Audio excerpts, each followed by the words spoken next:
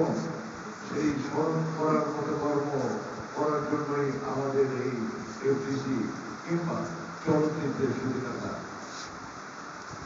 দুঃখের বিষয় হলো এখানে সংস্কৃতি করার কথা, এখানে সৃজনশীল কাজ করার কথা, এখানে চলচ্চিত্র নিয়ে সুন্দর সুন্দর কর্ম করার কথা।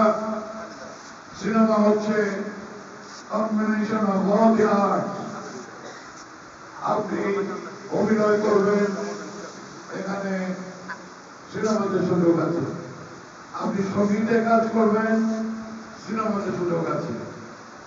আপনি চারুকলায় কাজ করবেন, সেট ডিরেক্টর হিসেবে এখানে কাজ করার সুযোগ আছে।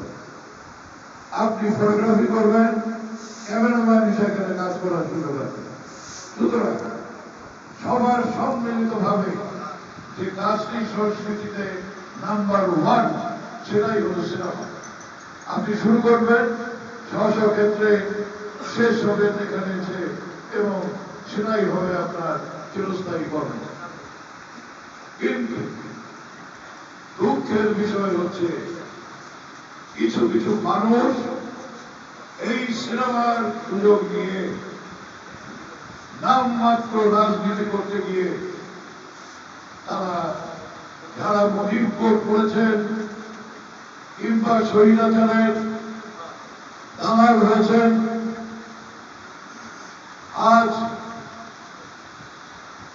বৃহৎ একটা অংশকে আপনারা নির্যাতিত করেছেন।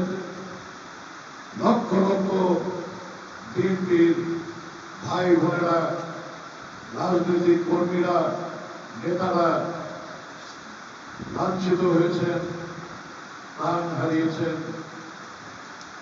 অবর্ণনীয় কষ্টের মধ্যে দিনপাত করেছেন।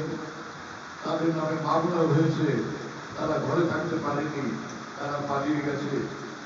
ঠিক একইভাবে এই চলচ্চিত্রে যারা বিএনপি করেছেন, আমি আশা করি তারাও একইভাবে নির্যাতিত হয়েছেন, তারা একইভাবে নিন্দিত হয়েছেন, কখনো নিজের ঘরে ফিরে আসতে পারেননি।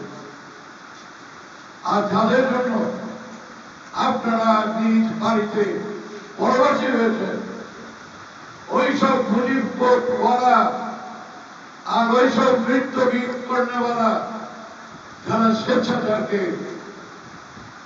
পুনর্বাসিত করেছেন, স্বেচ্ছাচারের ধানালি করে সুযোগ সুবিধা নিয়েছেন, আপনারা এখন চেষ্টা করলেও সেই মুজিব কোড খুলে আমাদের এই ভাই বোন যাদেরকে এখনো অনেকেই হয়তো চেনেন না, অনেকেই দেশ জাতি তাদের পরিচয় জানে না, কিন্তু তাদের যে গুণাগুণ আছে সেগুলোকে আমরা তুলে ধরার জন্য আমার এখানে যারা নেতৃত্ব দিচ্ছেন চলচ্চিত্রে, তারা অবশ্যই তারা এগিয়ে আসবেন এবং আপনাদের মাধ্যমে আমাদের রাজনৈতিক কর্মকাণ্ড এগিয়ে যাবে।